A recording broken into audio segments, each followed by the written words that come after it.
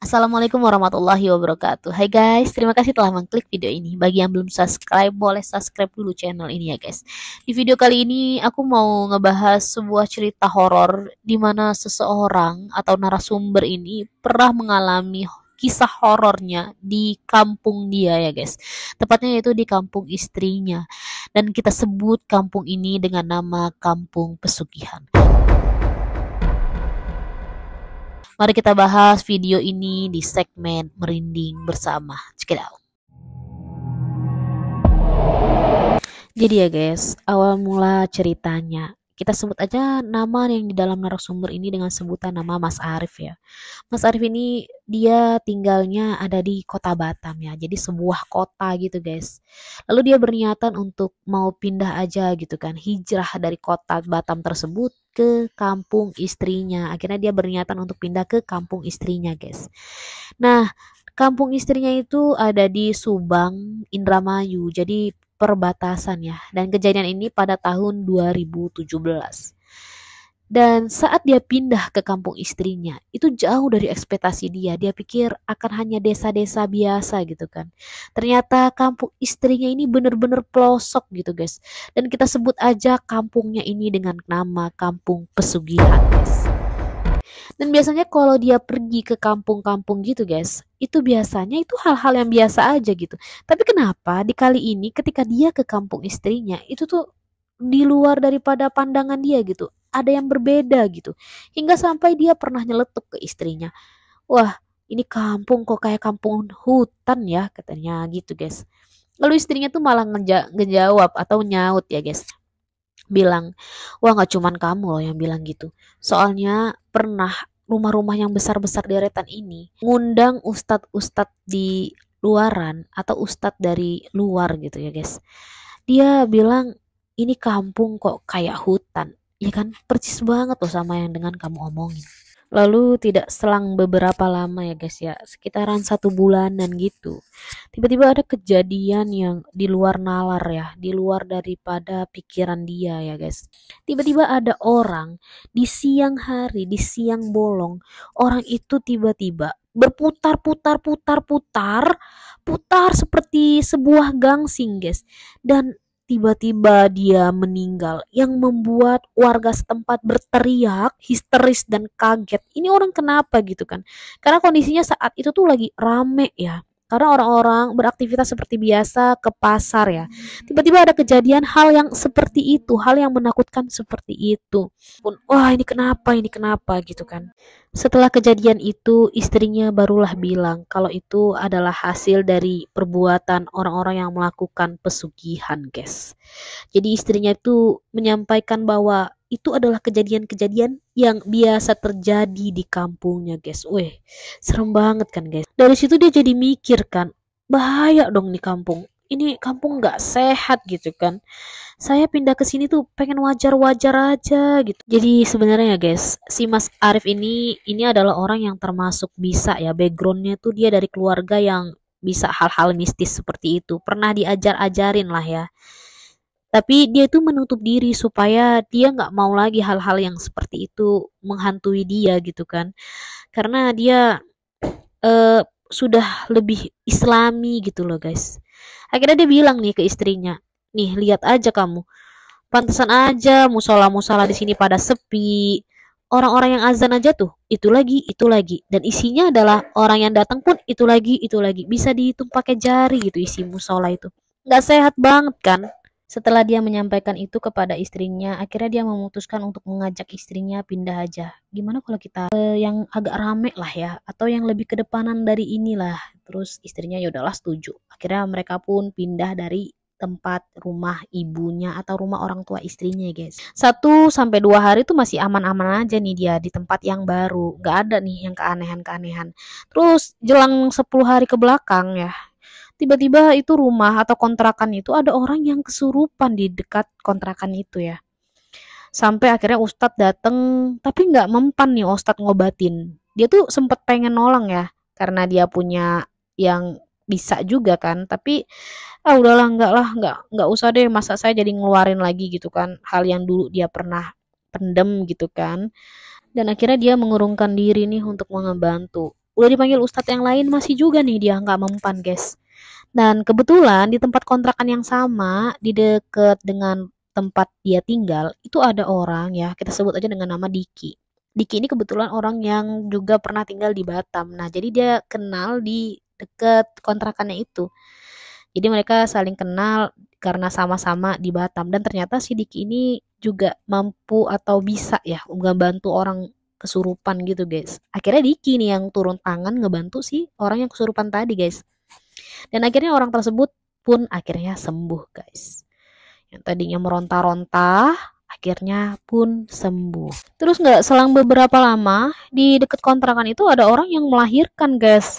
Dan yang anehnya di kampung itu adanya, kalau ada orang yang melahirkan harus ditungguin selama 40 hari. Dia tuh mikir, Mas Arif ini mikir ya guys, lah kenapa sih orang melahirkan kok ditungguin, dan ditungguinnya tuh bener-bener loh guys. Orang-orang nggak boleh tidur, jadi harus bergantian, begadangan. Jadi hari ini siapa yang tidur, besok siapa yang tidur. Jadi kayak sapam, guys. Makanya di situ si Mas Arif bener-bener heran ya. Lalu ada nih kawannya yang ikut tetangganya gabung ngejaga gitu, ngejaga habis melahirkan tadi ya, guys ya. Dan bener aja, temennya itu setelah itu cerita nih, guys, ngobrol kalau dia ketika ngejagain itu, saat dia ngejagain si orang yang melahirkan tadi, guys, di tengah malam ya, tiba-tiba ada suara yang kayak ngintai, ngintai dari luar, terus ngeliatin gitu kan. Terus akhirnya disamperin nih sama kawannya. Terus suaranya gini, serak, serak, serak, kayak ada orang yang lagi jalan terus suaranya gitu ya guys. Tapi dia liatin tuh nggak ada orangnya guys. Dia sempet bingung gitu kan, ke orangnya nggak kelihatan tapi ada suaranya. Nah itu bener-bener keanehan-keanehan yang membuat dia semakin bertanya-tanya sama kampung itu, ini kenapa lah, dan bener-bener harus dijaga selama 40 hari. Makin heran dan makin bingung dia guys. Akhirnya dia kembali mengeluh ke istrinya, kamu lihat deh ini kampung kenapa sih sebenarnya, aku kok jadi semakin gak nyaman ya, ada aja gitu hal-halnya, padahal kita udah pindah dari tempat ibu, pindah ke kontrakan ini, tapi masih sama gitu kan. Kamu lihatlah orang-orang di sini agamanya gimana gitu kan. Sebenarnya Mas Arif ini adalah kepikiran guys untuk mau memakmurkan masjid. Tapi setiap ada orang baru atau pendatang baru ya ke kampung itu, malah kayak dicurigain, disinisin, pandangannya nggak enak terhadap orang-orang yang baru di situ guys. Akhirnya si Mas Arif ini kembali dia berinisiatif untuk yuk kita pindah lagi aja lah dari sini.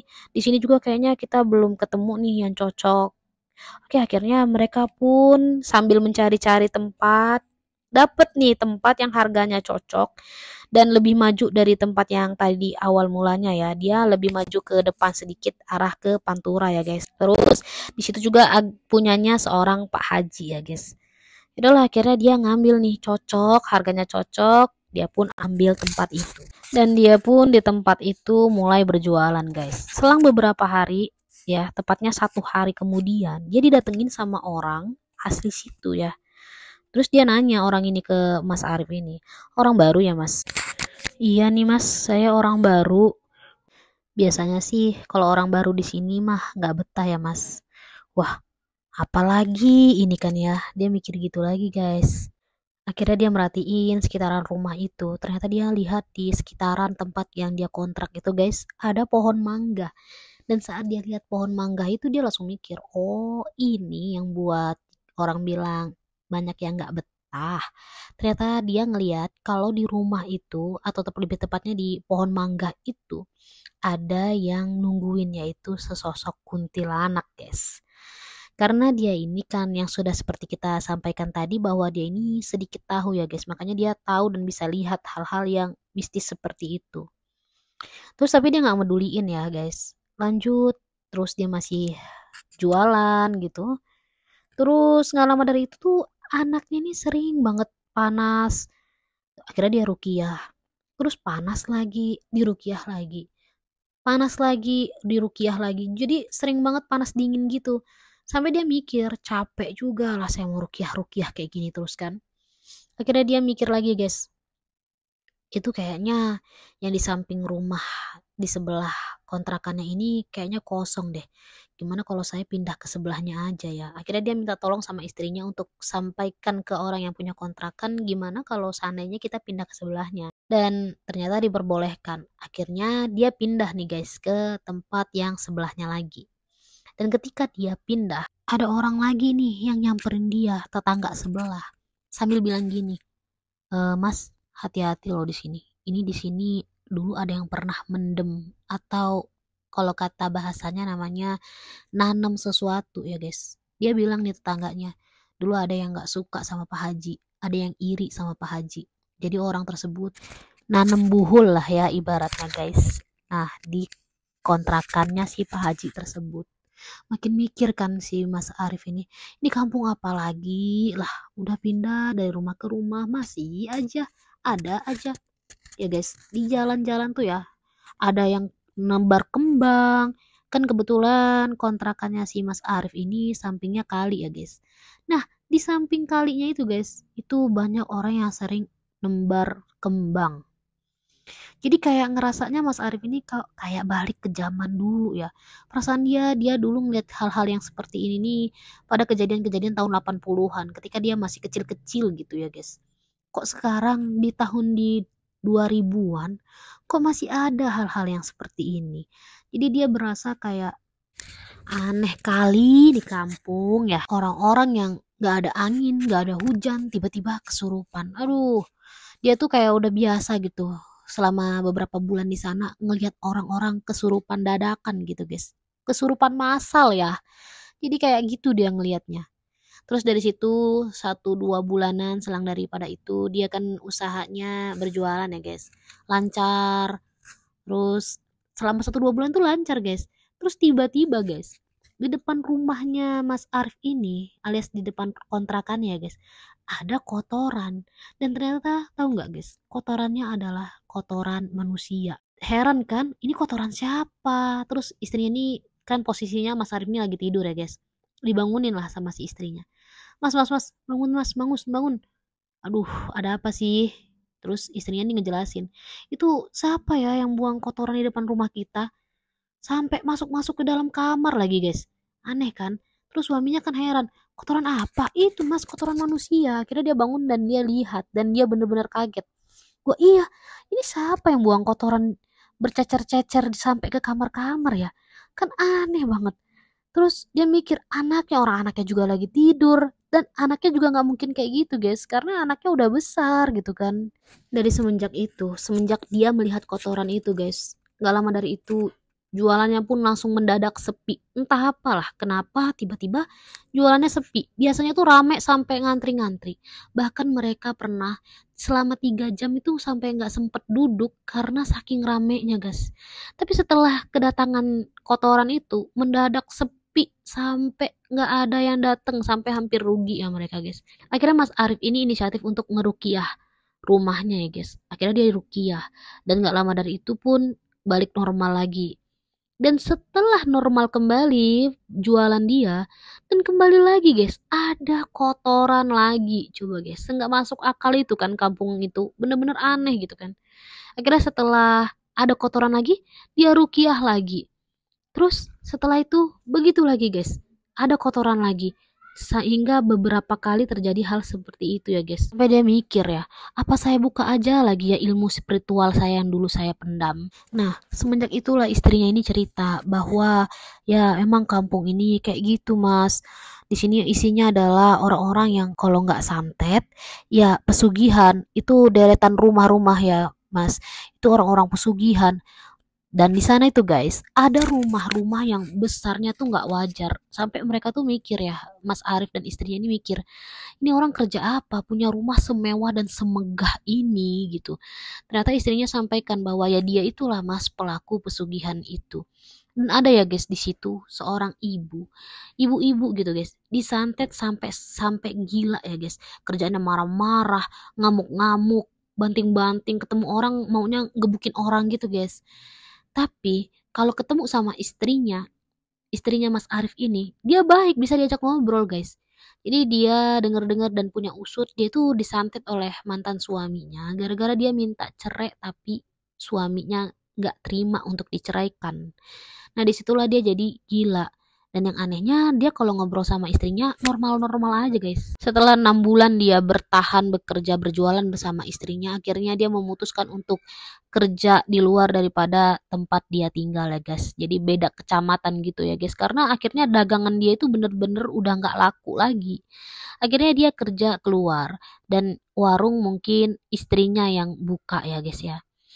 Kalau pulang dia dari kerjaan dia itu bisa sampai jam 11 sampai dengan jam 12 malam ya guys. Dia kerja sebagai seorang ojek ya guys. Lalu ada suatu kejadian di mana yang sangat-sangat membuat Mas Arif ini trauma guys. Hingga sampai detik ini belum pernah lagi Mas Arif menginjakan kakinya di kampung pesugihan tersebut.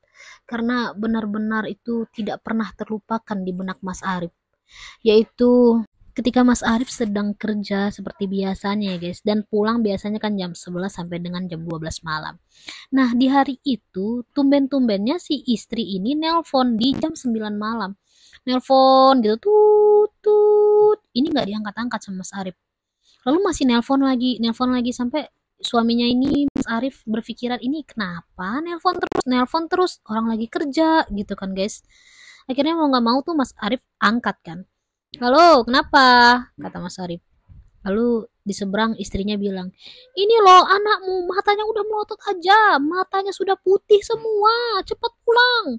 Dengar itu tuh Mas Arif bener-bener kaget, akhirnya dia langsung pulang di saat itu juga guys.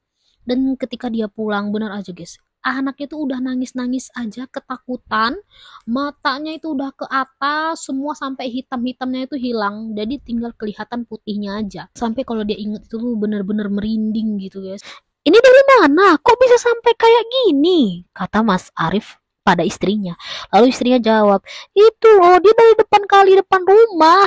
Ada orang lagi nabur bunga di sana seperti biasanya. Nah, anak kita tuh lagi main sampai menjelang maghrib. Waduh, kok bisa? Pikir Mas Arif kan. Jadi guys, kita jelasin dulu ya. Orang yang nebar bunga di kali tersebut itu biasanya orang-orang si pelaku pesugihan tadi guys. Pelaku-pelaku pesugihan di kampungnya itu bermacam-macam. Ada yang menebar bunga di kali. Lalu ada juga yang menebar uang, menjatuhkan uang. Nah, nanti kalau ada yang ngambil uang tersebut, nah itulah korban-korban pesugihan selanjutnya. Giliran si anaknya Mas Arif ini kebetulan lagi sedang main di dekat kali yang biasanya orang pelaku pesugihan itu menebar bunga guys. Dan entah apa yang dilakukan oleh anaknya Mas Arif itu hingga dia menjadi target tumbal oleh pelaku tersebut. Jadi mungkin dia saat bermain itu memakan atau sesuatu sajen dari para pelaku pesugihan tersebut guys. Lanjut, saat Mas Arif melihat anaknya seperti itu, Mas Arif benar-benar panik ya guys. Ketika langsung mengeruqyah, membacakan doa-doa yang sepengetahuan dia ya guys. Tapi yang anehnya anaknya itu nggak berhenti-berhenti, masih seperti itu, nangis-nangis, teriak-teriak, dan matanya masih seperti yang tadi terjadi ya guys. Belum juga hilang, belum juga kembali seperti semula. Mas Arif itu merasa bahwa kepanikan dia mengakibatkan dia menjadi tidak hilang konsentrasi gitu guys, hingga dia lupa dengan bacaan-bacaannya, entah kemana-mana bacaannya, hingga anaknya itu tidak kembali-balik. Ternyata sebelum Mas Arif yang mengobati ini guys, istrinya ini sempat menelpon uaknya guys, uaknya istrinya Mas Arif yang pintar hal-hal tersebut. Tapi uaknya angkat tangan guys. Tahu kenapa uaknya angkat tangan? Karena kata uaknya, aduh itu keretanya sudah ada di atas kontrakan kamu. Ternyata uaknya sampaikan seperti itu.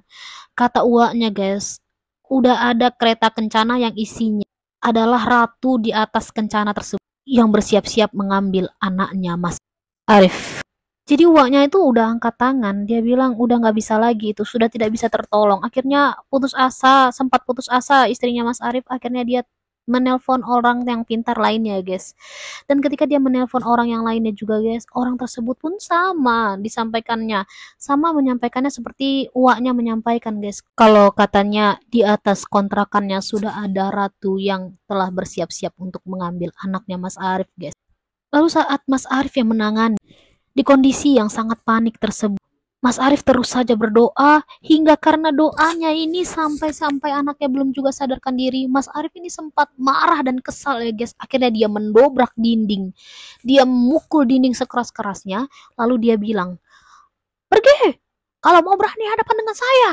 Jangan dengan anak saya. Karena dia teriak seperti itu guys.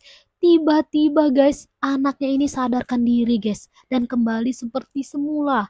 Sambil dia berdoa-doa dia dan bersyukur, alhamdulillah akhirnya anaknya kembali seperti semula, guys. Dari situ dia benar-benar sudah trauma dan sangat-sangat angkat tangan di kampung pesugihan tersebut. Akhirnya dia pun memutuskan untuk pindah jauh dari kampung itu, guys. Dia berpikir daripada nanti anak-anaknya yang kenapa-napa, istrinya yang kenapa-napa, dirinya yang kenapa-napa, atau bahkan lebih berlanjut urusannya, nanti lebih baik pindah dari situ. Akhirnya Mas Arif dan keluarganya pun pindah dari kampung tersebut ke tempat kampung yang jauh lebih agamais daripada kampung yang sebelumnya, guys. Mas Arif pun semakin tentram sekarang daripada yang sebelumnya. Semenjak itu hingga kini dia belum pernah ke kampung dia yang dulu pernah dia tempat. Oke, mungkin sekian cerita kali ini ya, guys. Kalau kalian punya cerita horor, pengalaman mistis, kalian bagikan ke Gmail kita ya, guys. Oke, sekian dari saya. Wassalamualaikum warahmatullahi wabarakatuh. Bye bye.